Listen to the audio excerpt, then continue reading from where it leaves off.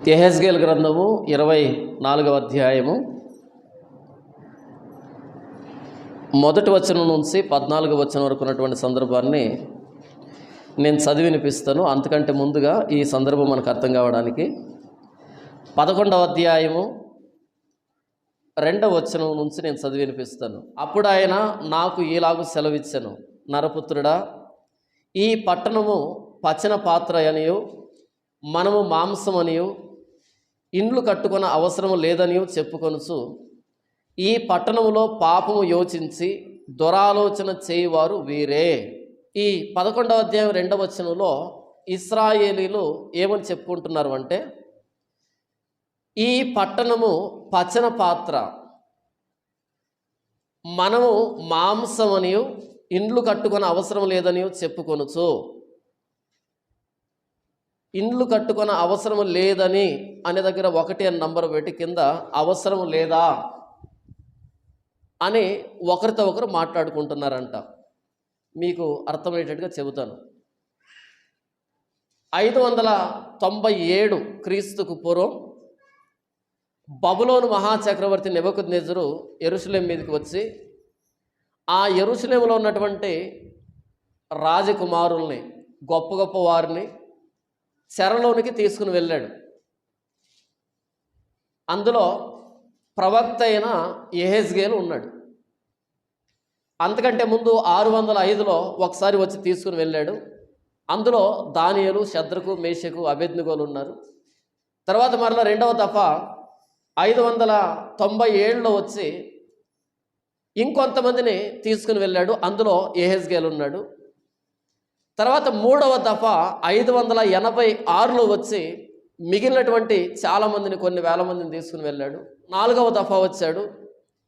ఇలా 4 దఫాలుగా వచ్చి యెరూషలేముని సర్వనాశనం చేశాడు.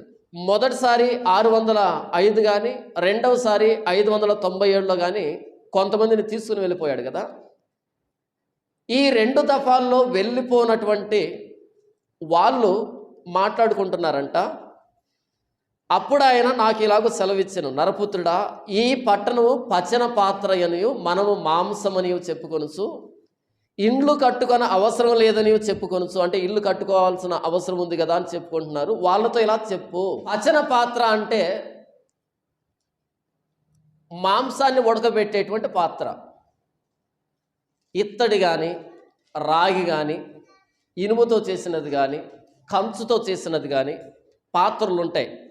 దళసరిగా పెద్ద పెద్ద పాత్రలు ఉంటాయి. దానిని పచ్చన పాత్ర అంటారు, వంట పాత్ర అంటారు. ఇశ్రాయేలీలు అనుకుంటున్నారంట, ఈ పట్టణం, ఈ యెరూషలేం పట్టణం ఏంటంట, పచ్చన పాత్ర, వంట పాత్ర, చాలా దళసరిగా ఉంది, బయట నుంచి ఏది కూడా లోపలికి రాలేదు. మనము మాంసము, ఏ మాంసము? శ్రేష్టమైన మాంసము. తర్వాతి 24వ అధ్యాయంలో మనం చూస్తాం. మనం ఎవరిమే? మాంసము. మాంసము పచ్చన పాత్రలో, ఆ వంట పాత్రలో ఉన్నప్పుడు ఆ రాగి కానీ, కంచు కానీ, ఇత్తడి కానీ, ఇనుము కానీ లోహంతో చేయబడినటువంటి ఆ పాత్రలో ఉన్నప్పుడు చాలా భద్రంగా, చాలా క్షేమంగా ఉంటుంది. మన యెరూషలేం పట్టణం చుట్టూ కొండలున్నాయి కాబట్టి ఈసారి మరలా శత్రువు రాలేడు.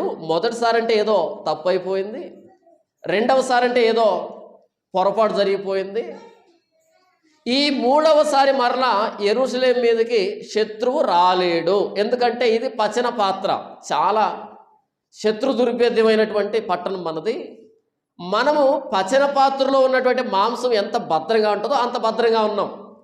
కాబట్టి మరలా నెబుకద్నెజరు వస్తాడు, మనల్ని చంపుతాడు అని భయపడకుండా మనం ఇల్లు కట్టుకొన అవసరం లేదనుకుంటున్నారా? కాబట్టి ఇల్లు కట్టుకుందాం, మరలా ఇల్లు కట్టుకుందాం, మరలా పొలం పెడదాం, మరలా మన వ్యాపారాలు ప్రారంభిద్దాం, మరలా మన రాజకీయాలు మనం చేసుకుందాం.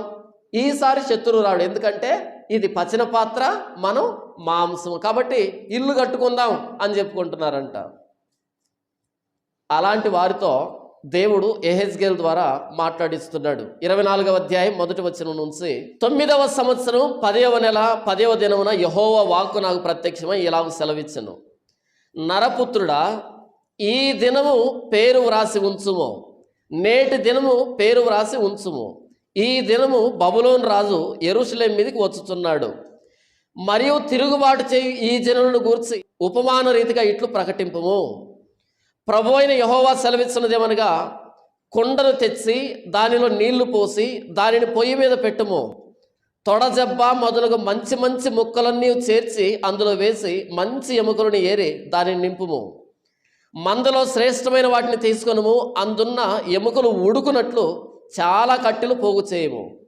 దానిని బాగుగా పొంగించుము. ఎముకలను చాలునంతగా ఉడికించుము. 11వ అధ్యాయం 2వ వచనంలో ఉన్నటువంటి విషయాన్ని మనం చూసాం కదా. ఇప్పుడు దేవుడు అంటున్నాడు, 9వ సంవత్సరం 10వ నెల 10వ దినమున యెహోవా వాక్కు నాకు ప్రత్యక్షమై ఇలా సెలవిచ్చెను. ఏ తారీఖంట? 9వ సంవత్సరం. యెహోయాకీను చెరలోనికి వెళ్ళినటువంటి 9వ సంవత్సరం 10వ నెల 10వ దినం. నరపుత్రుడా, ఈ దినము పేరు వ్రాసి ఉంచుము. ఈరోజు తారీఖు వేయి, ఇది రాసి పెట్టు, దీన్ని వ్రాసి పెట్టు. నేటి దినము పేరు వ్రాసి ఉంచుము. ఈ దినము బబులోను రాజు యెరూషలేము మీదకి వచ్చుచున్నాడు. యెహెజ్కేలు బబులోనులో ఉన్నాడు. కేబారు నది పక్కనే ఉన్నటువంటి ఆ ప్రాంతంలో ఉన్నాడు యెహెజ్కేలు. ఆ యెహెజ్కేలు ఉన్నటువంటి ప్రాంతం నుంచి యెరూషలేముకి 880 మైళ్ళ దూరం, అంటే 1410 కిలోమీటర్లు. ఈరోజు తారీఖును వ్రాసిపెట్టు. ఇదే రోజు బబులోను రాజు అయినటువంటి నెబుకద్నెజరు యెరూషలేము మీదకి వెళ్తున్నాడు. తారీఖు వ్రాసిపెట్టు. ఎందుకని? అంతకుముందే ప్రవక్త అయిన ఇర్మియా ప్రవచించాడు, ఓ యూదా ప్రజలారా, మీరు దేవునికి విరోధంగా పాపం చేస్తున్నారు. దేవుడు ఈ యెరూషలేముని బబులోను రాజుకు అప్పగించబోతున్నాడు. అలా బబులోను రాజు మిమ్మల్ని తీసుకుని వెళ్ళి చెరలో ఉంచుతాడు. 70 సంవత్సరాలు మీరు చెరలో ఉండబోతున్నారు అని ప్రవచించాడు. దేవుడు అంటున్నాడు, యెహెజ్కేలు ఈ తేదీని వ్రాసి పెట్టు. ఎందుకంటే ఇర్మియా చెప్పినటువంటి 70 సంవత్సరాలు మరలా వాళ్ళు ఎంచుకోవాలి కదా. నా మాట ఎంత ఖచ్చితమైన వాళ్ళకి తెలియాలి కదా. ఇర్మియా ఏదో గాల్లో చెప్పాడు అని అనుకుంటారు. కాదు, ఈరోజు తేదీ వ్రాసి పెట్టు. ఈ రోజు నుంచి 70 సంవత్సరాలు ఇర్మియా చెప్పినట్టుగా, ఇర్మియా నోటిని పలికించినట్టుగా యూదా ప్రజలు చెరలో ఉంటారు. ఈరోజు తేదీ వ్రాసి పెట్టు అని చెప్పాడు. అని చెప్పి వాళ్ళతో ఒక ఉపమానం చెప్పమన్నాడు. ఉపమానం అంటే వాళ్ళందరికీ అర్థమయ్యేటట్టుగా నేను చెప్పాలనుకున్న సమాచారాన్ని వాళ్ళకి చెప్పు. ఉపమానం అంటే ఒక చిన్న కథ లాంటిది. ఒక చిన్న పోలికను పోల్చి చెప్పు. ఏంటా పోలిక అంటే 3వ వచనం, మరియు తిరుగుబాటు చేయి ఈ జనులను గూర్చి ఉపమాన రీతిగా ఇట్లు ప్రకటింపుము. ప్రభు అయిన యెహోవా సెలవిస్తున్నదేమనగా, కుండను తెచ్చి దానిలో నీళ్లు పోసి దానిని పొయ్యి మీద పెట్టుము.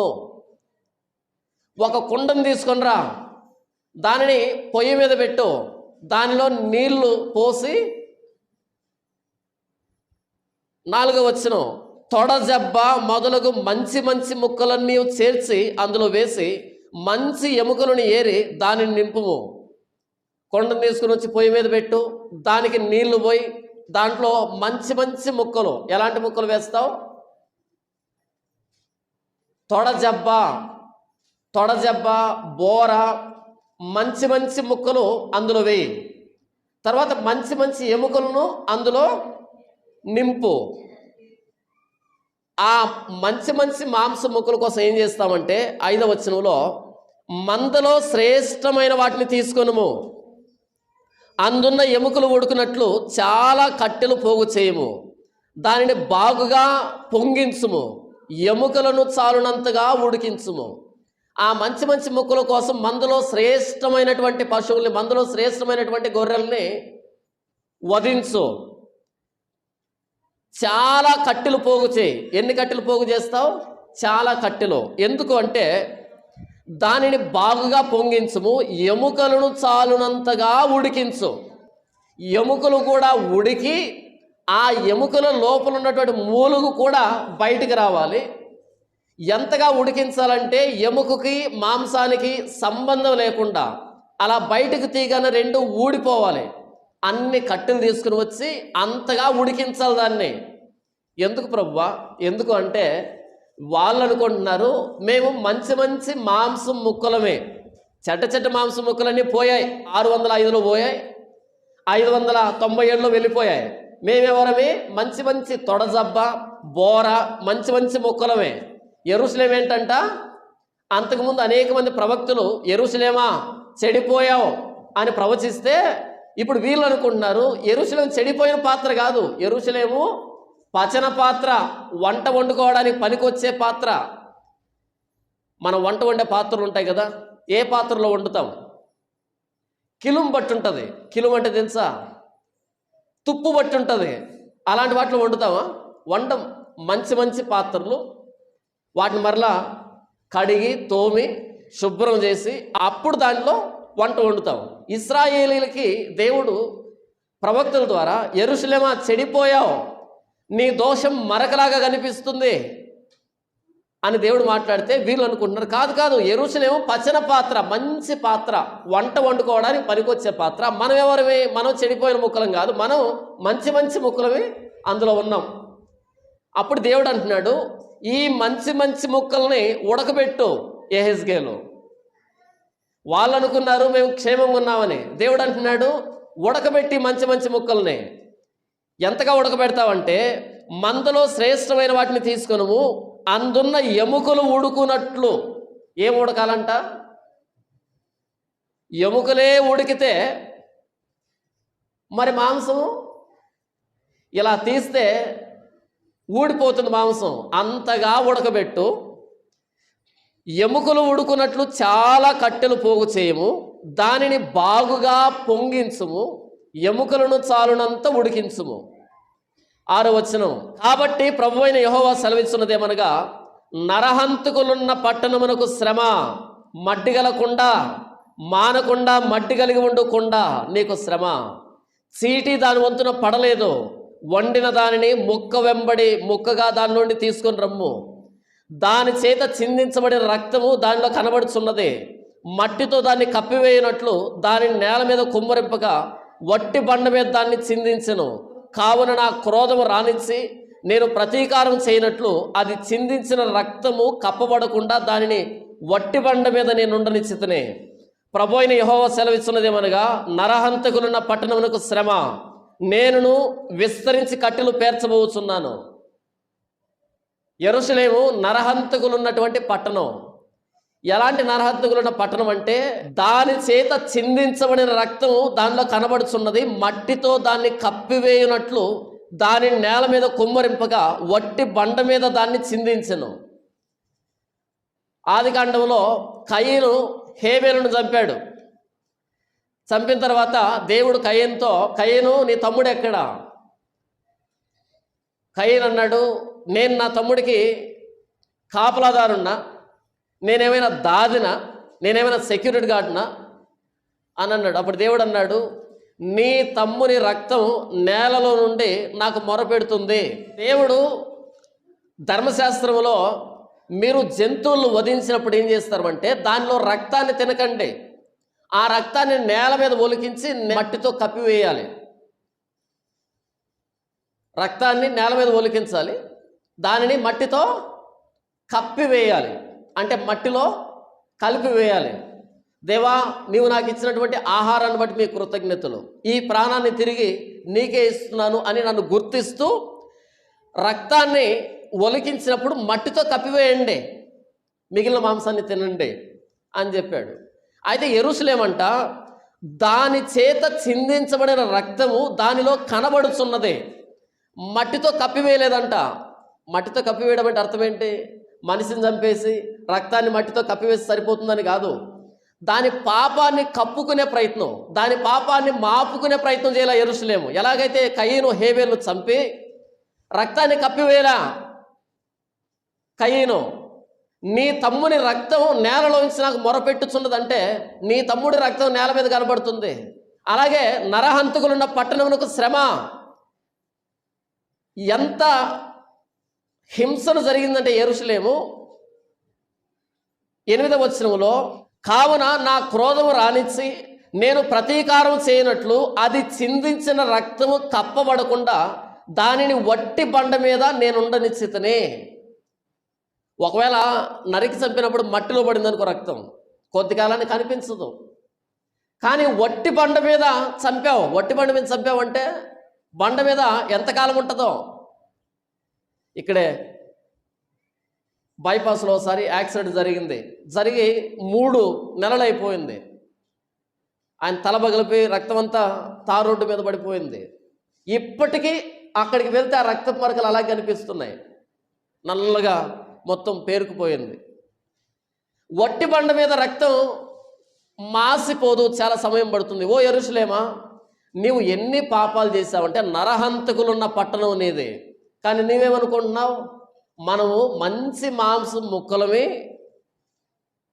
మన రాజుగారు ఒక మంచి మాంసం ముక్క, మన ప్రధాన యాజకుడు ఒక మంచి మాంసం ముక్క, మిగిలిపోయిన మనమంతా ఎవరమే, మంచి మంచి ముక్కలమే.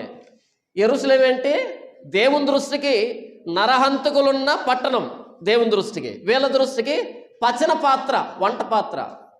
దేవుని దృష్టికి యెరూషలేం ప్రజలు నరహంతకులు, వీళ్ళ దృష్టికి వీళ్ళు మంచి మంచి ముక్కలంట. యెహెజ్కేలు వారి మాట ప్రకారమే ఈ మంచి ముక్కలన్నింటిని ఏం చేస్తావు, ఉడకబెట్టు. ఎంత ఉడకబెడతావంటే ఎముకలు కూడా ఉడికి అందులో ఉన్నటువంటి ఆ మూలకు బయటికి రావాలి, చిక్కగా చారు దిగాలి. ఏం పోసాడు, అందులో నీళ్లు పోసాడు, ముక్కలు వేశాడు, ఎముకలు వేశాడు. చివరికి ఎలా తయారైందంటే, చాలా కట్టెలు పేర్చుము, అగ్ని రాజబెట్టుము, మాంసమును బాగుగా ఉడకబెట్టుము, ఏమీ ఉండకుండా ఎముకలు పూర్తిగా ఉడుకున్నట్లు చారు చిక్కగా దించుము.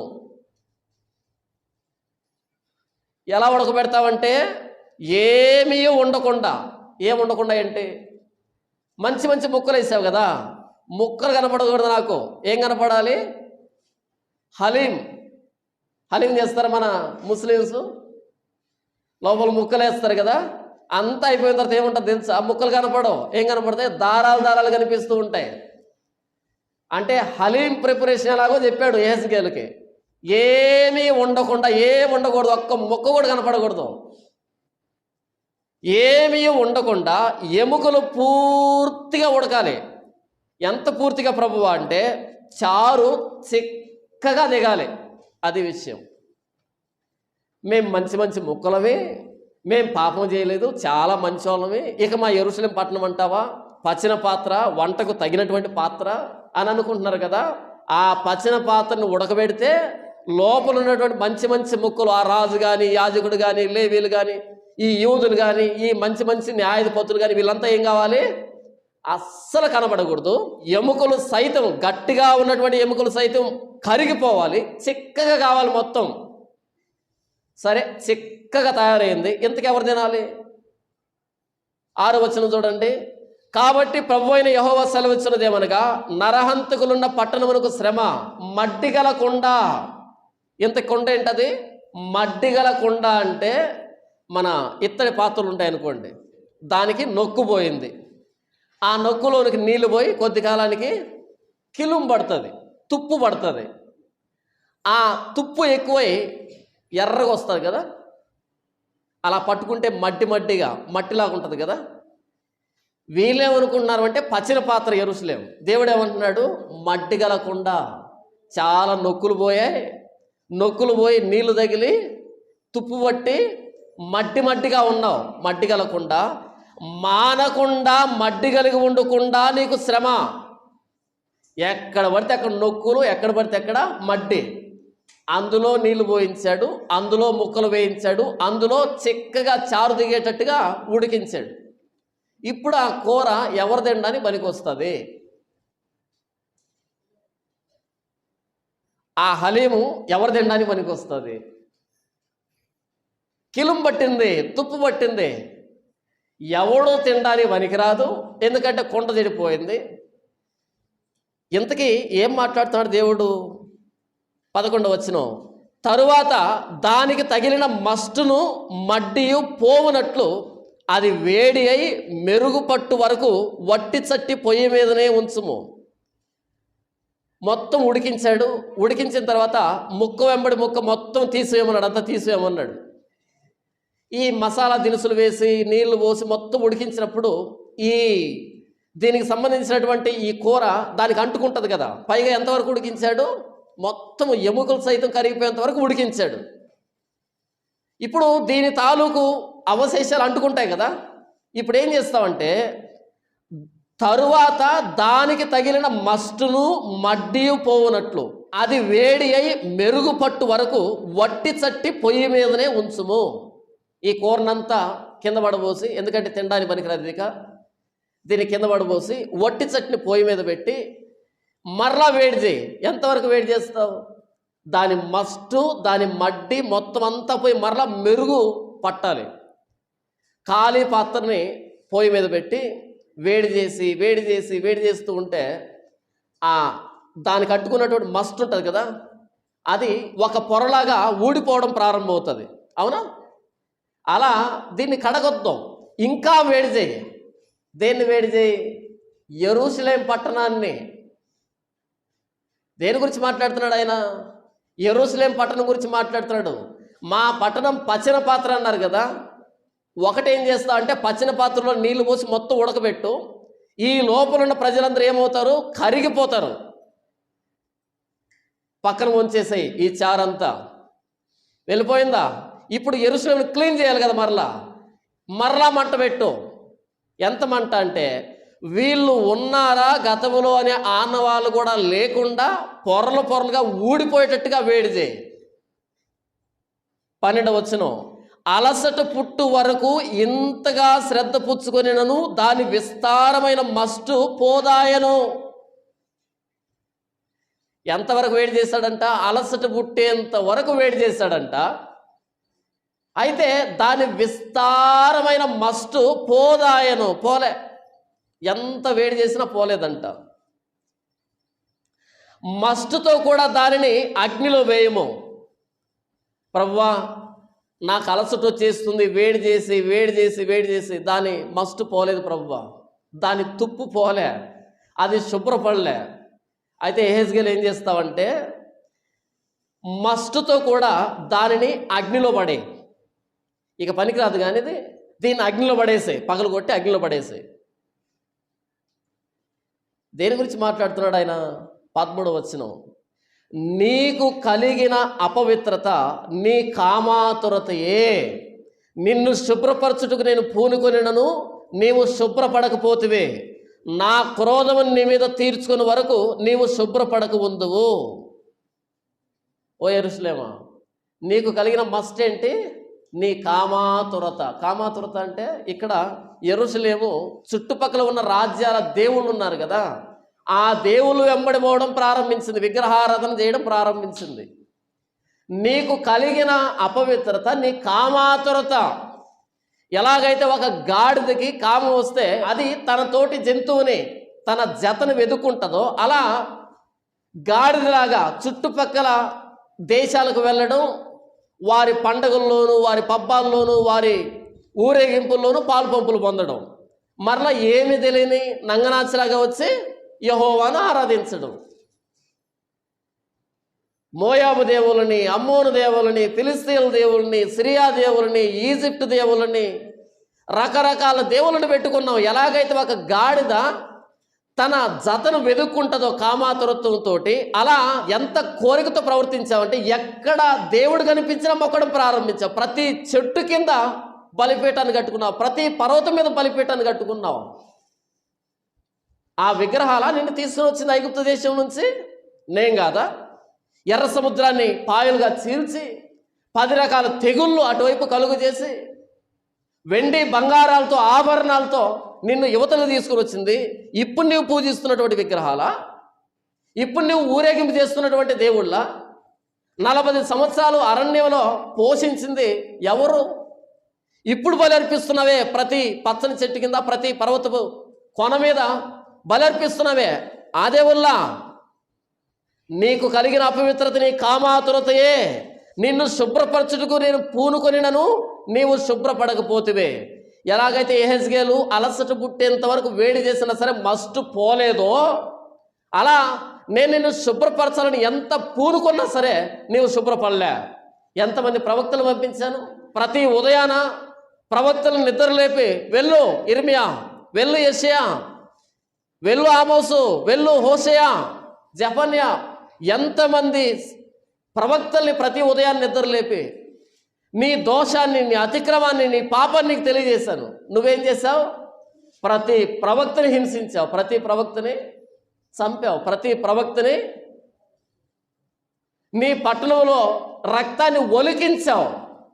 ఎక్కడ ఒలికించావు? పోనీ హత్య చేశావు, దోషం చేశావు, వ్యభిచారం చేశావు, దాన్ని కప్పుకునే ప్రయత్నం అన్నా చేసావా? అది కూడా లే. మరలా ఎలాగైతే కయీను హేబేలును చంపి ఆ రక్తాన్ని ఒలికించి కనీసం కప్పలేదో, అంటే అంత ధైర్యమా నీకు? వాళ్ళు వీళ్ళు చూస్తారని ఆ మాత్రం కూడా భయములే. ఎవడు చూస్తే ఏమవుతుంది? నన్నెవడు పట్టుకుంటాడు అని కయీను బహిరంగంగానే చిందించినట్టుగా హేబేలు రక్తం నేల నుంచి మొరపెడుతున్నట్టుగా, మొరపెట్టడం అంటే దేవుడు ఆకాశం మందు ఉన్నాడు, ఆయన ఇలా చూస్తున్నప్పుడు ఆ నేల మీద ఏం కనిపిస్తుందంట? రక్తం కనిపిస్తుంది. అలా రక్తం కనిపించిన ప్రతిసారి మరి హేబేలు చిందించబడిన రక్తానికి ప్రతీకారం చేయాలి కదా అనే ఆలోచన వస్తూ ఉంది. ఆ మధ్య ఒక ఆయన ఫోన్ చేశాడు. దావీదు బత్షెబతో వ్యభిచారం చేసిన తర్వాత దేవుడు క్షమించాడు, దావీదు మారు మనసును అంగీకరించి అని వాక్యం చెప్పాను. దాన్ని చూసి ఒక ఆయన ఫోన్ చేశాడు, సార్ మీ దేవుడు ఎంత అన్యాయస్తుడు సార్, ఏమైందన్నా అన్నాను. దావీదు వ్యభిచారం చేస్తే, దావీదు ఆ బత్షెబ భర్తను చంపిస్తే దేవుడు ఎలా క్షమిస్తాడు సార్? దానికి నేను సమాధానం చెబుతుంటే ఆ వ్యక్తి వినటంలే. మొత్తానికి ఒప్పించాను. దావీదును దేవుడు ఊరకే క్షమించలేదు, దావీదు అంతకి చాలా రెట్లు పంటను కోసాడు పర్యవసాన రూపంలో. చాలా ఏడ్చాడు ఆయన. క్షమించాను అనగానే మొత్తం తుడిచిపెట్టాడని అర్థం కాదు, ఈ కంట్లో నీళ్ళు ఆ కంట్లో పోసాడు దేవుడు అని దానికి కొనసాగింపుగా ఇంకో వర్తమానాన్ని చెప్పాను. దాని సమాచారం అంతా చెప్పినప్పుడు ఆయన శాంతించి ఒక మాట అన్నాడు, సార్ మా ఊర్లో ఒక వ్యక్తి ఇంకో వ్యక్తి భార్యను అత్యాచారం చేశాడు. ఎప్పుడైతే ఆ వ్యక్తి భార్యను అత్యాచారం చేశాడో ఆ వ్యక్తి పిచ్చి పట్టింది, భర్తకి పిచ్చి పట్టింది. భర్తకు పిచ్చి పడితే ఈ భార్య ఒక్కతే ఏం చేసుకోలేక, ఇక భర్త పిచ్చి పట్టింది, భార్య ఏం చేసుకోలేక తను అడుక్కు తినే స్థాయికి దిగజారింది. ఇద్దరు పిల్లలు, వాళ్ళని ఎలా పోషించుకోవాలో తెలియలే. ఈవిడ తప్పు లేదు, ఎవడో వచ్చి అత్యాచారం చేశాడు, అది చూసి భర్తకి పిచ్చి పట్టింది, అత్తమావులు ఊరు పెట్టుకొని చచ్చిపోయారు, ఈవిడ అడుక్కు తినేది అయిపోయింది, పిల్లలు అడుక్కు తినే వాళ్ళు అయిపోయారు. కానీ సార్ ఆ అత్యాచారం చేసిన వాడు ఖద్దరు చొక్కా వేసుకొని తిరుగుతున్నాడు సార్ మా వీధుల్లో. అత్యాచారం చేయబడిన కుటుంబం సర్వనాశనం అయిపోయింది, కానీ చేసినవాడు ఖద్దరు చొక్కా వేసుకొని తిరుగుతున్నాడు సార్. వాడిని చూసినప్పుడల్లా దేవుడి మీద విపరీతమైన కోపం వస్తుంది సార్ నాకు. ఆ వ్యక్తి హైందవుడు. ఎందుకన్నా అంటే చేసినవాడు బాగా తిరుగుతున్నాడు, వీళ్ళు నష్టపోయారు. ఎప్పుడు సార్ దేవుడు ప్రతీకారం తీరుస్తాడు? అంటే ఆ పాపం మనకు కనిపించిన ప్రతిసారి ప్రతీకారం కోసం మన హృదయం కేకలు వేస్తుంది కదా. కయీను హేబేలును చంపితే పైనుంచి దేవుడు చూస్తూ ఉంటే ఆ రక్తం కనిపించిన ప్రతిసారి ఆ రక్తానికి ప్రతీకారం కావాలని కేకలేస్తుంది. నీ తమ్ముని రక్తం నేలలోంచి నాకు మొరపెడుతుంది, పదే పదే కనిపిస్తూ ఉంది, కనీసం కప్పిపెట్టలే నీవు రక్తాన్ని. అంత ధైర్యమా? అంత తెగించావా? కొంతమంది హత్యలు చేస్తారు, రాత్రిపూట వెళ్ళి కాపుగాచి వాడిని నరికో పొడిచో చంపేస్తారు. ఎందుకని? వాళ్ళకి అంత ఇంత భయం ఉంది. పగటిపూట వెళ్తే మనం హత్య చేసేదని ఎవరైనా చూస్తే మనల్ని వాళ్ళు కొట్టి చంపుతారేమో, పట్టుకుంటారేమో అని భయంతో రాత్రిపూట వెళ్ళి మకాం వేస్తారు. అలా కాకుండా కొంతమంది పట్టపగులే నేరుగా ఇంట్లోకి వచ్చి ఇంట్లోనే అందరి ఎదురుగా నరికి చంపి. ఆ మధ్య ఒకడు ఒక అమ్మాయిని ప్రేమించాడు, స్కూల్ టీచర్ని, వాడు కూడా టీచరే అంట, ప్రేమించాడు. తను తిరిగి ప్రేమించలే. ఏం చేశాడు అంటే, అప్పుడే ప్రేయర్ అయిపోయింది స్కూల్లో, అందరి పిల్లలు లోపలికి వెళ్తున్నారు, టీచర్ లోపలికి వెళ్తున్నారు. నేరుగా బైక్లో వచ్చి బైక్ నిలవబెట్టి ఒక కత్తి తీసుకొని చాకు తీసుకొని 22 పోట్లు పొడిచాడు ముఖం మీదనే. ఎన్ని పోట్లు పొడిచాడు? ముఖం మీదనే 22 పోట్లు పొడిచాడు. పొడిచి ఆ స్కూటర్లో పెట్టుకున్నటువంటి ఒక మైక్ని బయటకు తీసి దాన్ని బ్లూటూత్ కనెక్ట్ చేసి ఒక పాట పెట్టి డాన్స్ చేస్తున్నాడు.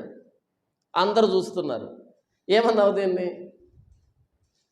పొడిచి పరిగెత్తుకుని వెళ్ళిపోలే, పొడిచి స్కూటర్ మీద వెళ్ళిపోలే, ఒక డక్కు తీసి బయట పెట్టి బ్లూటూత్ కనెక్ట్ చేసి పాట పెట్టి డాన్స్ చేస్తున్నాడు. అందరూ చూస్తున్నారు, మొబైల్లో రికార్డ్ చేస్తున్నారు.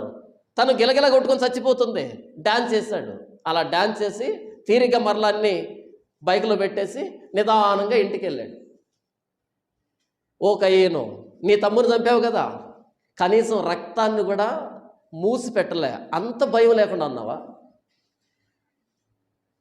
ఓ యెరూషలేమా, కాబట్టి ప్రభువైన యెహోవా సెలవిస్తున్నదేమనగా, నరహంతకులున్న పట్టణమునకు శ్రమ, మడ్డిగలకుండా మానకుండా మడ్డి కలిగి ఉండకుండా నీకు శ్రమ.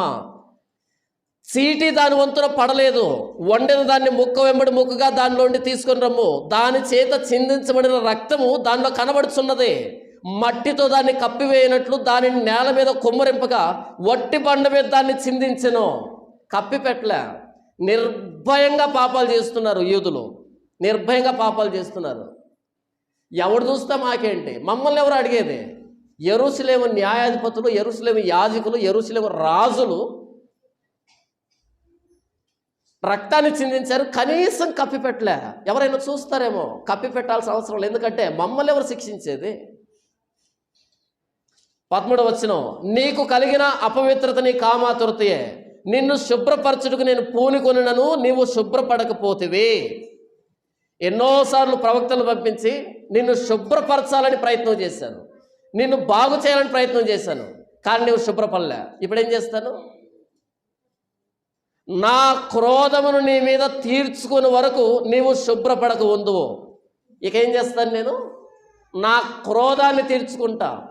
ఎలాగైతే యెహెజ్కేలు అలసట పుట్టేంత వరకు మంట పెట్టాడు, అలా నా క్రోధాన్ని తీర్చుకుంటా. ఏంటా మంట? ఏంటా కట్టెలు? బబులోను రాజును రప్పిస్తున్నా. యెహెజ్కేలు ఈ తేదీని వ్రాసిపెట్టు, ఈ దినాన బబులోను రాజు బయలుదేరుతున్నాడు, యెరూషలేమును పట్టుకోబోతున్నాడు. ఎలా పట్టుకుంటాడు అంటే మొత్తం యెరూషలేమును ఉడికిస్తాడు, మాంసాన్ని ఉడికించినట్టుగా, చిక్కగా చారు దిగేటట్టుగా ఉడికిస్తాడు. మొక్క కనపడదు, ఎముక కనిపించదు, అంతగా ఉడికిస్తాడు. అంత మంట పెడతాడు. అంత అయిపోయిందా? వీళ్ళందరినీ చెరలోని తీసుకుని వెళ్ళిపోయాడా? పోనీ ఈ ఒట్టి పాత్రను వదిలిపెడతాడా? మరలా ఒట్టి పాత్రను కూడా మంటేస్తాడు. మరలా 2-3 దఫాలు వస్తాడు, మిగిలిన వాళ్ళు కూడా పట్టుకొని వెళ్ళిపోతాడు. ఈ ఒట్టి పాత్ర కింద మంట పెడతాడు. ఎంతగా అంటే చివరికి దాన్ని కూడా పగలగొట్టి మంటలు పడేస్తాడు. యెరూషలేము మందిరాన్ని సర్వనాశనం చేస్తాడు. యెరూషలేము ఇండ్లన్నింటినీ పడగొడతాడు. యెరూషలేములో ఇండ్లు లేకుండా, రాజభవనం లేకుండా, మందిరం లేకుండా శిథిలం చేస్తాడు. మొత్తం సర్వనాశనం చేస్తాడు. ఎలాగైతే ఆ కొండని పగలగొట్టి మరలా మంటలో వేసినట్టుగా. ఎందుకు ఇదంతా జరిగింది? నరహంతకులున్న పట్టణానికి శ్రమ, విస్తారమైన మస్టు, విస్తారమైన మడ్డి, కిలుము, శుభ్రపడలే. నీవు క్షారముతో కడుక్కొనినను విస్తారమైన సబ్బు రాచుకొనినను నీ దోషం మరక వలె నాకు కనబడుచున్నది. ఇది ప్రభువుకు యెహోవా వాక్కు. నేను అపవిత్రత నొందిన దానను కాను, బయలుదేవతలను అనుసరించి పోవుదానను కాను అని నీవు ఎట్లనుకొందువు? లోయల్లో నీ మార్గము చూడుము, నీవు చేసిన దాన్ని తెలుసుకునుము. నీవు త్రోవల్లో ఇటు అటు తిరుగులాడు వడిగల ఒంటివు, అరణ్యమునకు అలవాటు పడిన అడవిగాడిదవు. అది దాని కామాతురత వలన గాలి పీల్చును, కలుసుకున్నప్పుడు దాన్ని త్రెప్పగలవాడేవాడు. దాన్ని వెదకు గాడిదల్లో ఏది అలసి ఉండదు, దాని మాసములు అది కనబడును. ఏమన్నాడు దేవుడు? ఓ యెరూషలేమా, నీవు విస్తారంగా క్షారం పూసుకున్నా నీ మరక పోదు, విస్తారమైన సబ్బు రాసుకున్నా సరే నీ మరక పోదు. దేంతో పోల్చున్నాడు తెలుసా? ఒడిగల ఒంటెవు, అడవి గాడిదవు అని గాడితోను ఒంటితోను పోలుస్తున్నాడు. నేను అపవిత్రత నొందిన దానను కాను, బయలుదేవతలను అనుసరించి పోవుదానను కాను అని నీవు ఎట్లనుకొందువు? నేనెప్పుడు విగ్రహారాధన చేశాను? నేనెప్పుడు అన్ని జనుల దేవుల్ని ఆరాధించాను అంటే లోయల్లో నీ మార్గం చూడము, నీవు చేసిన దాన్ని తెలుసుకునము, నీవు త్రోవల్లో ఇటు అటు తిరుగులాడు ఓడిగల ఒంటెవు. ఎలాగైతే ఒంటె ఇటు పరిగెత్తి అటు పరిగెత్తి అటు పరిగెత్తి ఇలా వడివడిగా పరిగెడుతూ ఉంటుందో దాని కోరిక వచ్చినప్పుడు అలా కనపడుతున్నావు. ఎలాగైతే అడవి గాడిద కోరిక వచ్చినప్పుడు ఎటు పడితే అటు పరిగెడుతుందో, తన జతను వెతుక్కోవడానికి అలసట లేకుండా పరిగెడుతుందో, నువ్వు కూడా అలాగే కనిపిస్తున్నావు. అమ్మూరు దేశంలో తిరునాళ్ళంటే పరిగెత్తావు, మోయాము దేశంలో పండగంటే పరిగెత్తావు, ఐగుప్తు దేశంలో జాతర అంటే పరిగెత్తావు. ఎవరిని తీసుకుని వచ్చింది ఐగుప్తు దేశం నుంచి? నేను కాదా? ఐగుప్తు దేశం నుంచి తీసుకుని వచ్చింది ఎవరు? 400 సంవత్సరాలు మొరబెడితే ఏడిస్తే నీ మూలుగును విన్నది నేను కాదా? ఈరోజు నువ్వు పెట్టుకున్నటువంటి దేవుళ్ళ.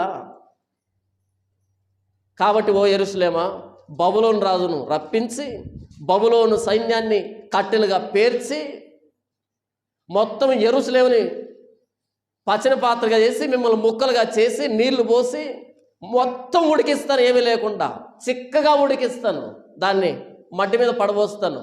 తర్వాత ఆ పాత్రను కూడా మరలా వేడి చేస్తాను, ఒక్క ఇల్లు లేకుండా, మందిరం లేకుండా, భవనాలు అంతఃపురాలు ఏమీ లేకుండా మొత్తం అన్ని పడగొట్టించి కాల్పించేస్తాను. ఆ పాత్రని మంటలో పడేస్తాను. ఎందుకంటే ఎంతమంది ప్రవక్తలు చెప్పినా నీవు వినలే, నీ కామాతురత మానలే. యూదా పాపము ఇనుప గంటముతో వ్రాయబడి ఉన్నది, అది వజ్రపు మనుతో లిఖించబడి ఉన్నది, అది వారి హృదయములనడి పలకల మీదను చెక్కబడి ఉన్నది, మీ బలిపీఠముల కొమ్ముల మీదను చెక్కబడి ఉన్నది. యూదా పాపము ఇనుప గంటముతో వ్రాయబడి ఉన్నది. పేపర్ మీద పెన్నుతో వ్రాసామనుకో, అలా చింపి పడేస్తే వెళ్ళిపోతుంది. కానీ ఇనుప గంటముతో, ఇనుప పెన్నుతో వ్రాస్తే, ఇనుప పెన్నుతో దేని మీద వ్రాస్తాం? రాగి రేకు మీదనో ఇనుప రేకు మీదనో ఇనుప పెన్నుతో వ్రాస్తాం. ఆ వ్రాత చెదిరిపోతుందా? పొరపాటును కూడా చెదరదు. యూదా పాపము ఇనుప గంటముతో వ్రాయబడి ఉన్నది, అది వజ్రపు మొనతో లిఖించబడి ఉన్నది. లోహాలన్నింటిలోకెల్లా కఠినమైనటువంటి లోహం వజ్రం. పెన్ను ఏంటంట? ఇనుప గంటం, ఇనుప పెన్ను. దాని మొక్కేంటంట? వజ్రపు మొన. ఇక ఆ రాతని ఎవరు తొడపలేరు. ఓ యోదయ ప్రజలారా, ఓ యెరూషలేమా, నీ పాపాన్ని ఎవడు తుడిచిపెట్టలేడు. ఎందుకంటే ఇనుప గంటము వజ్రపు మొనతో లిఖించబడింది. ఎక్కడ? అది వారి హృదయములనడి పలకల మీద చెక్కబడి ఉన్నది. ప్రతి వాడి హృదయం మీద ఏముందంట? పాపం, దోషం, అతిక్రమం. ఎంత లోతుగా చెక్కబడిందంటే ఇనుప గంటంతో వజ్రపు మొనతో లిఖించబడిందంట. ఏముందంటే ఇక్కడ? వ్యభిచారం చేయకూడదు కాదు, వ్యభిచారం చేయకపోతే నువ్వు మనిషివేనా అనేటువంటి ఆలోచనదే. దొంగతనం చేయకూడదు కాదు, ఎంతకాలం కష్టపడితే ఏం సంపాదించుకుంటా దొంగతనం చేయాల్సిందే, అది వ్రాత ఇక్కడ. అబద్ధాలు ఆడకూడదు కాదు, అబద్ధం అతికినట్టుగా ఆడాలి అనేటువంటి వ్రాత. దేవుడు రాతి పలకల మీద తన వ్రేలుతో ఏ మాటలు వ్రాసాడో దానికి ఆపోజిట్లో హృదయాల మీద వ్రాసుకున్నారంట. దేంతో రాసుకున్నారంట? ఇనుప గంటముతో వజ్రపు మొనతో వ్రాసుకున్నారంట. లంచం తీసుకోకూడదు అని దేవుడు వ్రాస్తే ధర్మశాస్త్రంలో లంచం తీసుకుంటాం, ఏం చేస్తావు చూద్దాం అని వ్రాసుకున్నారు. ఇక్కడ మోసం చేయకూడదు అని ఆయన చెప్తే మోసం చేసి తీరుతాం, నీ ఇష్టం వచ్చింది చేసుకో అనేది వ్రాసుకున్నారంట. అబద్ధం ఆడకూడదు, ఒక్కసారి కూడా జీవితంలో నిజం మాట్లాడడం, ఏం చేసుకుంటావు చేసుకో. ఇక్కడ వ్రాత. ఆ రాతి పలకల మీద వ్రాత ఏంటి? వ్యభిచరింపకూడదు. ఇక్కడ వ్రాత ఏంటి? మా ఇష్టం వచ్చినన్ని సార్లు ఇష్టం వచ్చినంత మందితో వ్యభిచారం చేస్తావు, ఏం చేస్తే అది చేసుకోపో. ఇక్కడ వ్రాత. ఎలా వ్రాసుకున్నారు? పోనీ పెన్నుతో రాసుకున్నారా? వ్రేలుతో రాసుకున్నారా? అలా కాదంట. ఎలా రాసుకున్నారు? కొంతమంది బీచ్లో పేర్లు రాస్తూ ఉంటారు, బీచ్లో ఏదో పెద్ద పేరు రాస్తారు, అలా వచ్చి తుడిచేస్తారంట, మరలా వ్రాస్తూ ఉంటారు అనమాట. వీళ్ళు వ్రాసింది బీచ్ మీద కాదంట, వీళ్ళు వ్రాసింది గుండె మీద. వీళ్ళు వ్రాసింది వ్రేలుతో కాదంట, ఇనుప గంటముతో వజ్రపు మొనతో. ఇక దాన్ని తుడిచేటువంటి ఎరైజర్ లేదు, దాన్ని తుడిచేటువంటి రబ్బర్ అంటారు కదా పిల్లలు, ఆ ఎరేజర్ లేదు. ఏం చేద్దాం మరి? 13వ అధ్యాయం 23వ వచనం, కూషు దేశస్థుడు తన చర్మమును మార్చుకొనగలడా? చిరుతపులి తన మచ్చలను మార్చుకొనగలదా? మార్చుకొనగలిగిన ఎడల కీడు చేయుటకు అలవాటు పడిన మీరును మేలు చేయ వల్లపడును. అర్థమైందా? కూషు దేశస్థుడు తన చర్మాన్ని మార్చుకోగలడా? కూషు దేశస్థుడు అంటే కెన్యా, ఇథియోపియా లేదా ఈజిప్ట్కి సంబంధించినటువంటి ప్రజలు ఉంటారు. మన హైదరాబాద్లో చాలామంది ఉద్యోగాలు చేస్తున్నారు. ఎలాగుంటారంటే వాళ్ళు నల్లగా ఉంటారు, చాలా నల్లగా ఉంటారు. వాళ్ళు నవ్వినప్పుడు పళ్ళు మాత్రమే తెల్లగా కనిపిస్తాయి తప్ప మిగతా అంతా నలిపే వాళ్ళు మనం ఎగతాళి చేయట్లేదు. వాళ్ళ చర్మం ఎలాగుంటుంది, ఎందుకంటే వాళ్ళు ఉండేటువంటి ప్రాంతం అంత వేడిగా ఉంటుంది. కంటిలో నల్లగుడ్డు తప్ప మిగిలినటువంటి తెల్లగుడ్డు, నోట్లో తెల్లగా పళ్ళు, అది కూడా కోల్గేట్తో తోమితే. ఈ రెండు తప్ప వాళ్ళ శరీరంలో తెల్లగా ఉండే భాగమే ఉండదు. ఇక కూషు దేశస్థుడు తన చర్మాన్ని మార్చుకోగలడా? చాలామంది ఏమనుకుంటారంటే స్నానం చేయకపోతే నల్లగిపోతారని. స్నానం చేస్తే మురికిపోతుంది, చర్మం మారదు.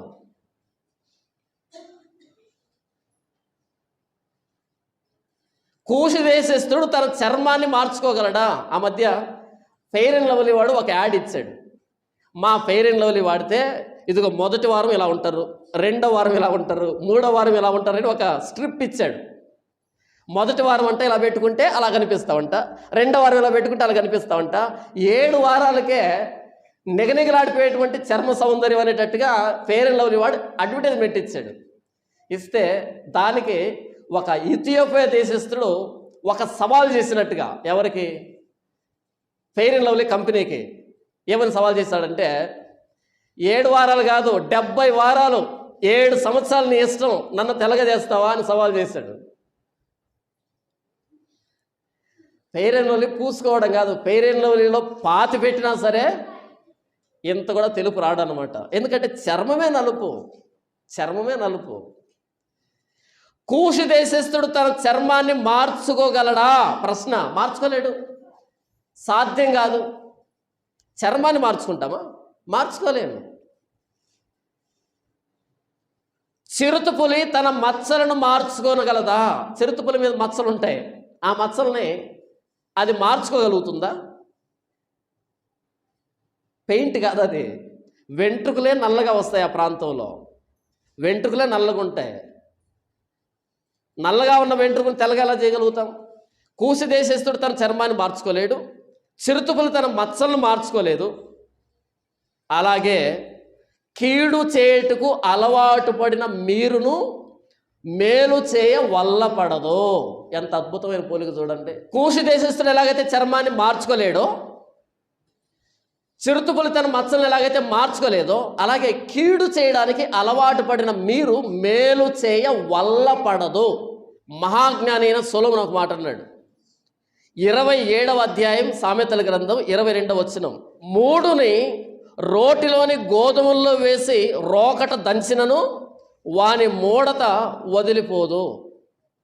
3ని రోటిలోని గోధుమల్లో వేసి దంచినా సరే వాని మూడత వదిలిపోదు. పాత రోజుల్లో నల్ల బియ్యం పండేటివి. ఒడ్లు ఎలాగుండేటివి? నల్లగుండేవి. బియ్యం ఎలాగుండేటివి? నల్లగుండేవి. ఇప్పుడు బ్లాక్ రైస్ కొనాలంటే కేజీ కొన్ని వందల రూపాయలు. బ్లాక్ రైస్ అంటారు వాటిని, చాలా తీయగా ఉంటాయి, ఆరోగ్యానికి మంచిది. పాత రోజుల్లో దంచేవాళ్ళు. అలా దంచినప్పుడు బియ్యం ఎలా వస్తుంది? నల్లగా వస్తుంది. అలా వండామనుకో అది ఉడకదు. ఆ నలుపు పొట్టు ఉంటుంది కదా పైన, ఉడకదు. దాన్ని ముందు రోజు నానబెట్టాలి. ముందు రోజు నానబెట్టి మరుసటి రోజు చేయాలి. కానీ పల్లెల్లో అప్పట్లో దంచుకొని మరలా నానబెట్టి ఇంత ఉండదు వాళ్ళకి సమయం. కాబట్టి ఏం చేసేవాళ్ళంటే ఆ బియ్యం వచ్చిన తర్వాత పొట్టు ఉంటుంది, పొట్టు ఓకంటాం కదా, ఆ పొట్టు అందులో వేసి పొట్టును తడిపి అందులో వేసి అందులో బియ్యం వేసి దంచితే ఆ పొట్టు దానికి అతుక్కొని ఆ పైన పొట్టు ఉడిపోయేది. ఆ నల్లదనం పోయి తెల్లగా వచ్చేటివి. తర్వాత ఉడకబెట్టుకుని తినేవాళ్ళు. దేవుడు అంటున్నాడు 3ని రోటిలోని గోధుమల్లో వేసి దంచినా సరే గోధుమలకు పొట్టు ఉడుతుంది తప్ప వీడికి మూఢత్వం పోదు. పోలిక చూడ ఎంత అద్భుతంగా ఉందో. మూడుని రోటిలోని గోధుమల్లో వేసి రోకట దంచినను వాని మూడత వాణ్ణి వదిలిపోదు. ఇది యోదయ దేశం యొక్క పరిస్థితి, యెరూషలేము యొక్క పరిస్థితి. ఎంత పాపం చేసిందంటే కనీసం ఆ పాపాన్ని కప్పి పెట్టాలన్న స్పృహ కూడా లేదు. ఎలాగైతే కయ్యను హేబేలు చంపి మూసి పెట్టలేదో, హేబేలు రక్తం దేవుడికి మొరపెడుతుందంటే డైరెక్ట్గా కనిపిస్తూ ఉందో, అలా యెరూషలేము విచ్చలవిడిగా హత్యలు, విచ్చలవిడిగా వ్యభిచారం, విచ్చలవిడిగా విగ్రహారాధన, విచ్చలవిడిగా లంచం, విచ్చలవిడిగా దుర్మార్గం. ఎవరైనా చూస్తారేమో, చూస్తా నాకే చూడండి, నువ్వు చూస్తే నాకే చూడండి నువ్వు. కావున వానలు కురియక మానెను, కడవరి వర్షం లేకపోయి ఉన్నది, అయినను నీకు వ్యభిచార స్త్రీ ధైర్యం వంటి ధైర్యం కలదు, సిగ్గుపడనల్లుకున్నావు. అర్థమైందా? ఆయనను దేశంలో వానలు కురియట్లే, దేశంలో వానలు పడటం లేదు, కడవరి వర్షం లేకపోయింది అంటే వర్షం పడటంలే. వర్షం పడకపోతే ధాన్యం లేదు, తిండి లేదు, సంపాదన లేదు, ఆరోగ్యం లేదు, క్షీణించిపోతున్నావు. అయినా సరే నీకు ఏ ధైర్యం ఉందో తెలుసా? వ్యభిచార స్త్రీ ధైర్యం అంటే ధైర్యం కలదు. వ్యభిచారం చేసే కొత్తలో ఎలా ఉంటుందంటే, అమ్మో వాళ్ళు చూస్తారేమో, వీళ్ళు చూస్తారేమో అనేటట్టుగా ఉంటుంది. ఎప్పుడు? ప్రారంభంలో. రాను రాని ఎలా తయారవుతుందంటే, చూస్తే చూసుకో, నేను చెప్పటంలే, బైబిల్ చెప్తుంది చూడండి. కావున వానలు కురియక మానెను, కడవరి వర్షం లేకపోయి ఉన్నది, అయినను నీకు వ్యభిచార స్త్రీ ధైర్యం వంటి ధైర్యము కలదు, సిగ్గుపడనొల్లుకున్నావు. మా ప్రాంతానికి వెళ్ళేటప్పుడు మధ్యలో ఒక ఊరు వస్తుంది, చాలా ఊర్లు దాటి వెళ్ళాలి, ఒక ఊరు వస్తుంది. ఆ మెయిన్ బైపాస్ మీదనే, మెయిన్ రోడ్డు మీదనే ఒక స్పీడ్ బ్రేకర్ ఉంది. వేరే వాళ్ళు మాట్లాడుకుంటున్నారు, పలానా ఊర్లో తల్లి కూతుర్లు ఇద్దరు వ్యభిచారం చేస్తారంట. ఏం చేస్తారంట? తల్లి కూతుర్లు ఇద్దరు వ్యభిచారం చేస్తారంట. తల్లితో పోవాలంటే ఇంత రేటు, కూతురుతో పోవాలంటే ఇంత రేటు అని మాట్లాడుకుంటున్నారు. ఇంకొక ఆయనకి కుతూహలం అయిపోయింది, అంతే కదా, ఎక్కడ వాళ్ళ ఇల్లు అని అడిగాడు. పలానా ఊరు ఉందా, ఆ ఊర్లో స్పీడ్ బ్రేకర్ వస్తాయి కదా, ఆ స్పీడ్ బ్రేకర్కి ఉత్తరం వైపు 3వ ఇల్లు. ఆహా, అడ్రస్ చూసారా? చుట్టుపక్కల ఇల్లు ఉన్నాయి, చుట్టుపక్కల జనాభా ఉన్నారు, కానీ ఆ ఇంట్లో ఏం జరుగుతుందంటే వ్యభిచారం జరుగుతుందంట. సిగ్గు లేదా? ప్రారంభంలో ఉండేదండి. ప్రారంభంలో సిగ్గుపడేవాళ్ళం, ప్రారంభంలో భయపడేవాళ్ళం, తర్వాత సిగ్గుపోయింది. సిగ్గు శరం మానవ రోషం ఏదో అంటారు కదా, ఆ ఫ్లో నాకు మిస్ అయిపోయింది, పోయింది. పబ్లిక్గా, ఓపెన్గా నేరుగా వెళ్ళడం, బండి అక్కడ పెట్టడం, లోపలికి వెళ్ళడం, వ్యభిచారం చేయడం, వీడు వెళ్ళిపోవడం, ఇంకో బండి రావడం, ఇంకొకటి వెళ్ళడం, వ్యభిచారం చేయడం మామూలు విషయం అయిపోయింది. ఎలాగైతే ఆఫీస్కి వెళ్ళి మరలా ఎంప్లాయీస్ ఇంటికి వెళ్తూ ఉంటారో, అలా ఆఫీస్కి వెళ్ళినట్టుగా బండ్లు, ఆటోలు, బిజీ బిజీ. వ్యభిచార స్త్రీ ధైర్యం అంటే ఒక్కసారి సిగ్గు వదిలిపెట్టిన తర్వాత, పరువు వదిలిపెట్టిన తర్వాత, ఈ మానవ ఏదో అంటారు కదా, చీము, నెత్తురు, ఈ టైప్ అన్ని వదిలిపెట్టిన తర్వాత ఎవడు చూస్తే నాకెందుకు, ఎన్నిసార్లు చూస్తే నాకెందుకు, వ్యభిచార స్త్రీ అంటే ధైర్యం నీకుంది, సిగ్గుపడనొల్లకున్నావు ఓ యెరూషలేమా, నీకు సిగ్గు లేదా? ఇనుప గంటముతో వజ్రపు మనతో నీ హృదయం మీద లిఖించబడింది. కూషు దేశస్థుడు చర్మం మార్చుకోలేనట్టుగా, చిరుతుపులు తన మచ్చలు మార్చుకోలేనట్టుగా నీ కీడు చేసేటువంటి అలవాటు మార్చుకోలేకపోతున్నావు. అలసట పుట్టేంత వరకు వేడి చేసినా సరే మస్టు పోలే, అంత మస్టు పెరిగిపోయింది. ఇప్పుడు పాత్ర శుభ్రంగా ఉందనుకో, కొత్త పాత్ర అనుకో, ఎంత మనం కూర చేసినా సరే పైపైన అంటుకుంటుంది, అలా తుడవగానే వెళ్ళిపోతుంది. కానీ ఈ పాత్ర ఎలాగుందంటే మట్టి కలిగిన కుండ, మానకుండా మట్టి కలిగిన కుండ అంటే నొక్కులు పోయాయి, కిలుం పట్టింది, తుప్పు పట్టింది. ఆ తుప్పులో ఇరుక్కుపోయినటువంటి మస్టు వస్తుందా? మామూలు పాత్ర అయితే కొంచెం కష్టపడి ఊడవచ్చు, కానీ కిలుం పట్టింది, నొక్కులు పోయింది, ఆ సందుల్లో పేరుకుపోయింది, ఇక రాదా మస్టు. ఒకే ఒక మార్గం, దాన్ని పగలగొట్టి ఆ మంటలు పడేయాల్సిందే, అంత తప్ప ఇంక వేరే దారి లేదు. ఓ యెరూషలేమా, నీవు పచ్చిన పాత్ర అనుకుంటున్నావు, ఉడకబెడతా మాంసంలాగా. ఆ మాంసం పనికిరాదు, తినడానికి పనికిరాదు. అదేంటి, మంచి ముక్కలు వేస్తాం కదా, మంచి ముక్కలే, కానీ మట్టి కలిగిన కుండ, తుప్పు పట్టింది, కిలుం పట్టింది, కూర అంతా చెడిపోయింది. కూర పనికిరాదు, సరే, తర్వాత పాత్రనైనా శుభ్రపరుద్దాం, ఈ ముక్కలన్నీ పోయాయి కదా అనుకుంటే పాత్ర మస్ట్ ఎక్కువైంది, కిలుం పట్టింది, మట్టి పట్టింది, ఆ మస్టు విస్తారమైంది, పోలే. ఏం చేద్దాం? దాన్నిక వేడి చేసి చేసి చేసి ప్రభువా నాకు అలసట వస్తుంది కానీ ఈ మస్టు పోవటం లే. సరే అయితే యెహెజ్కేలు పగలు కొట్టి మంటలు పడేసాయి. యెరూషలేము కూడా ఎంత బాగు చేద్దామని బాగాలే.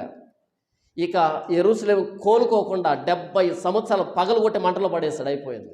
70 సంవత్సరాల తర్వాత నెహెమ్యా వస్తే పడిపోయినటువంటి గోడలు, కాలిపోయిన గుమ్మాలు, చెత్త గుట్టలు గుట్టలుగా పేరుకుపోయి, చెట్లు పెరిగిపోయి మనం గతంలో చూసాము. ఎందుకని? ఏ ప్రవక్త మాట వినలే. ఎంత చెప్పినా సరే హృదయం మీద వ్రాయబడింది, నేను చేసేదే చేస్తాను, నీకు ఇష్టం వచ్చింది చేసుకో. దేవుని ధర్మశాస్త్రానికి వ్యతిరేకమైనటువంటి ఆజ్ఞలని హృదయం మీద ఇనుప గంటంతో వజ్రపముతో లిఖించబడినటువంటి యోధా ప్రజలు కనీసం పాపాన్ని కప్పిపెట్టాలనే స్పృహ కూడా లేదు. కప్పిపెడితే పాపం కాకుండా పోతుందా? కాదు, పోదు. కానీ అదొక విధమైన భయం. కానీ కప్పిపెట్టకుండా పబ్లిక్గానే ఎన్ని హత్యలు చేశావు, ఎంత విగ్రహాలను చేశావు, ఎంత వ్యభిచారం చేశావు. వ్యభిచార స్త్రీ అంటే ధైర్యం నీకు కలదు, వదిలిపెట్టేసావన్నీ. యెరూషలేమును దేవుడు 586లో సర్వనాశనం చేయించాడు. బబులోను మహారాజు చక్రవర్తి నెబుకద్నెజరు చేత, అతని సైన్యం చేత యెరూషలేముని పాడుగా చేశాడు, సర్వనాశనం చేయించాడు, మందిరాన్ని తగలబెట్టించాడు. ఎందుకంటే ఆ మస్టు మాటలతో పోయేది కాదు, ఆ మస్టు ప్రసంగాలతో పోయేది కాదు. ఆ కిలుముని తోమడానికి ప్రవక్తలు అలసిపోయారు, ఆ కిలుముని వదిలించడానికి యెహెజ్కేలు అలసిపోయాడు, దేవుడు అలసిపోయాడు. ఒకే ఒక్క మార్గం, పగలు కొట్టి మంటలు పడేయడమే. నీ జీవితంలో, నా జీవితంలో పేరుకుపోయిన మస్ట్ ఎంత, కిలుము ఎంత? ఆ రోజు యెరూషలేము దేవుడు వదిలిపెట్టలే. యూదులు నా ప్రజలు అని చూచి చూడనట్టు పోలేదు. పోయాడా? యూదులు నా ప్రజలు చూచి చూడనట్టు పోలే. నీ పాపం నాకు పదే పదే కనిపిస్తున్నప్పుడు నా క్రోధాన్ని కుమ్మరించి ఆ పాత్రని పగలగొట్టి మంటలో పడేశాను. అలాగే ఇక్కడ కూర్చున్నటువంటి నీ జీవితంలో, నా జీవితంలో ఎంత కిలుం పేరుకుపోయింది, ఎంత మస్ట్ పేరుకుపోయింది. దేవుడు పగలగొట్టడానికి పూనుకుంటే మన పరిస్థితి ఏంటి? మీకు అర్థమైందా? ఆ రోజు బబులోను చక్రవర్తి చేతిలో ప్రాణం పోయినటువంటి వాళ్ళు ఎక్కడ పోయి ఉంటారు? బబులోను సైన్యం వచ్చింది, నరికి చంపింది, ఎక్కడ పోయి ఉంటారు? నరకమే. 2 సంవత్సరాలు ముట్టడి దెబ్బ కట్టాడు యెరూషలేము చుట్టూ. ఎన్ని సంవత్సరాలు? 2 సంవత్సరాలు. తల్లి బిడ్డల్ని వండుకుని తినే దరిద్రమైన స్థితికి దిగజారిపోయింది యెరూషలేము. తల్లి తన బిడ్డని వండుకొని భర్త కూడా చూపించకుండా తింటుందంట. భర్త చూస్తే భర్త అడుగుతాడేమో, తిట్టడం కాదు, కొట్టడం కాదు, ఎందుకు బిడ్డను చంపావని, నాకు కొంచెం ఇవ్వు అని అడుగుతాడని, కొంచెం ఇస్తే సరిపోదని తల్లి రహస్యంగా తన బిడ్డను వండుకుందినే దయనీయమైన పరిస్థితికి, వర్ణించలేని ఆ స్థితికి దిగజారిపోయింది. 2 సంవత్సరాలు ముట్టడి దెబ్బ కడితే, బయట నుంచి ఆహారం లేకపోతే ఎక్కడ పడితే అక్కడ శవాలు రాలిపోయారు. ఆ మిగిలినటువంటి వ్యక్తులు ఇక్కడ శవాలుగా రాలే కంటే ఆ ద్వారాలు తెరిస్తే, శత్రువుకు దొరికితే చంపితే వాడి చేతిలో చద్దాం, లేకపోతే వాడి దేశానికి వెళ్ళి బానిసలుగా అయినా బ్రతుకుదాం, కానీ ఇక్కడ ఉండడానికి ఇక కుదరదు అని 2 సంవత్సరాల తర్వాత ఆ ద్వారాలు తెరిస్తే వాడు ఆ బబులోను రాజు నరికి చంపితే, అలా మిగిలిన వాళ్ళని చెర తీసుకుని వెళ్తే దేవుడు అదే అన్నాడు, విస్తారంగా కట్టెలు పేర్చే యెహెజ్కేలు. ఎన్ని కట్టెలు పేరుస్తావు?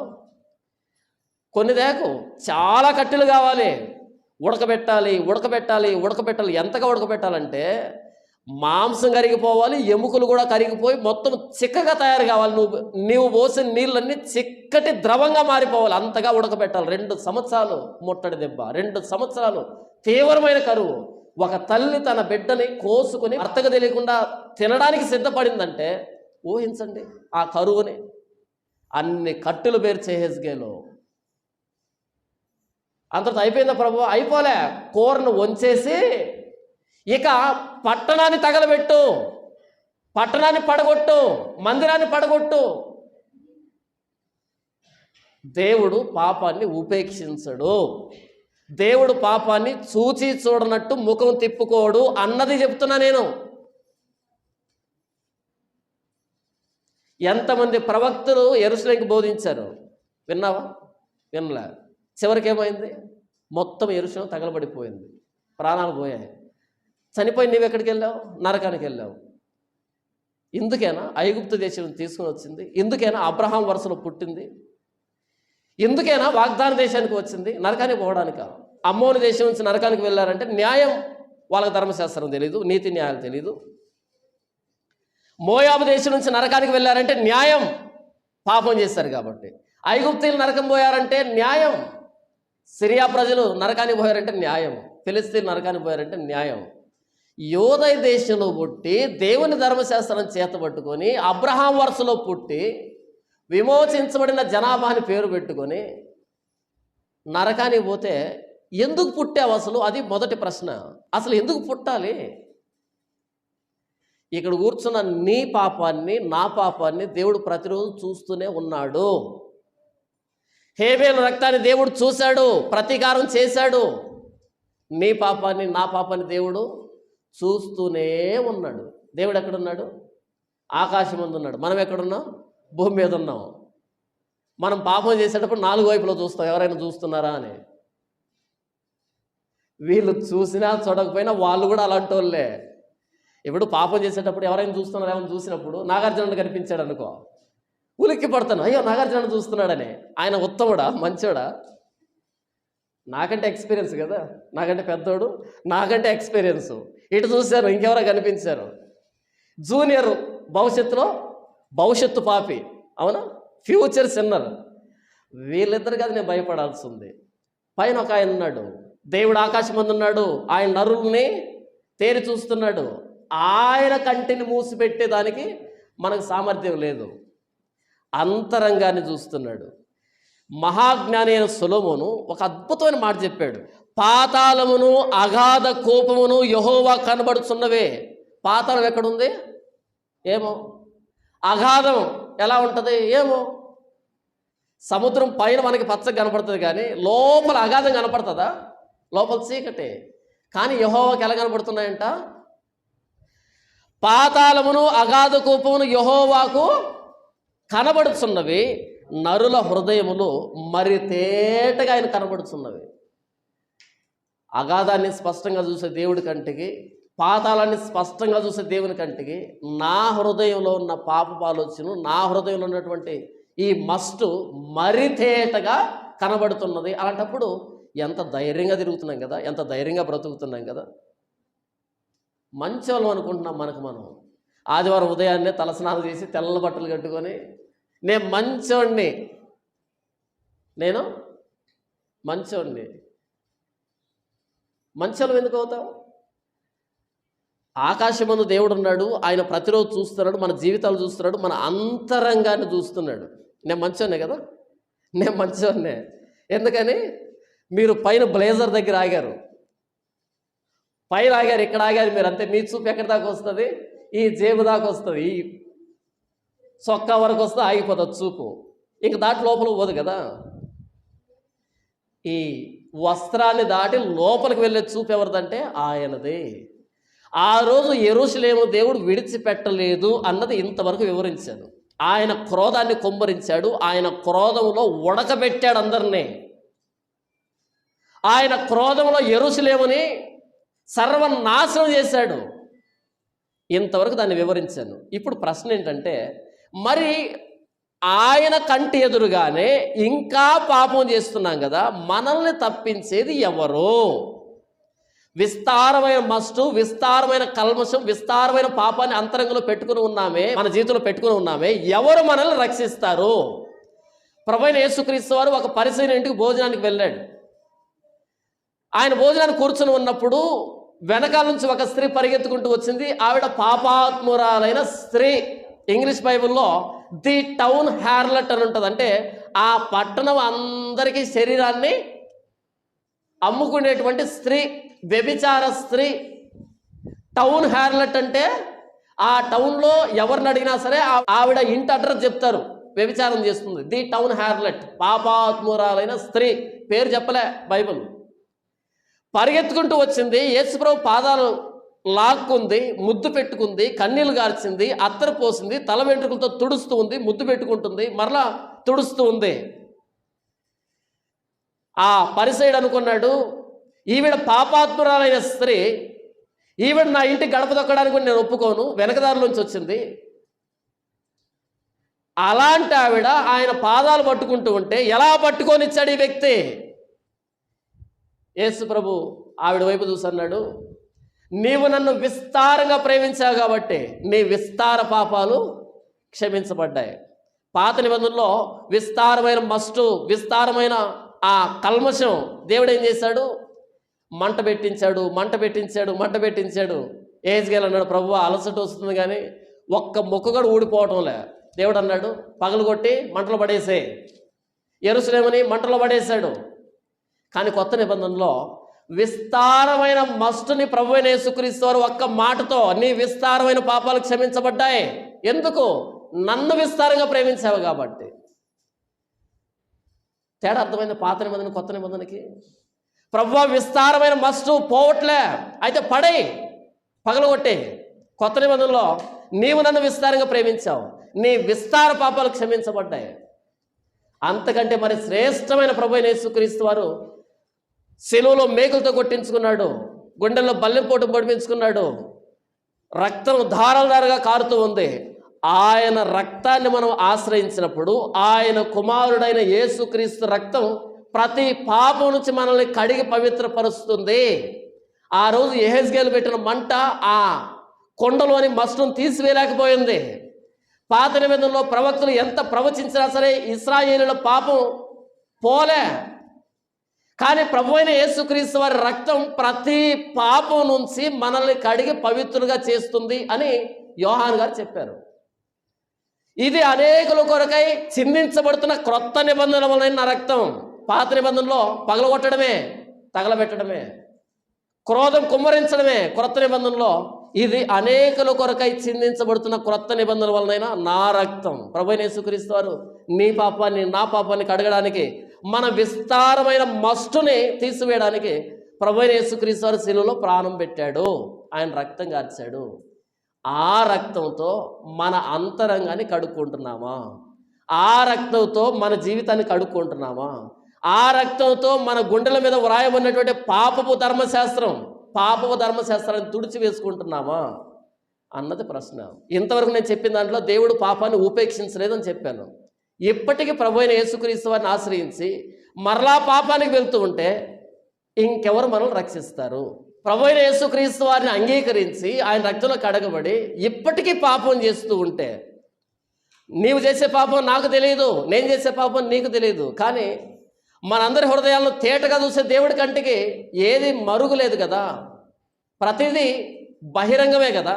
మరి అలాంటప్పుడు ఇంకెవరు మనల్ని రక్షిస్తారు?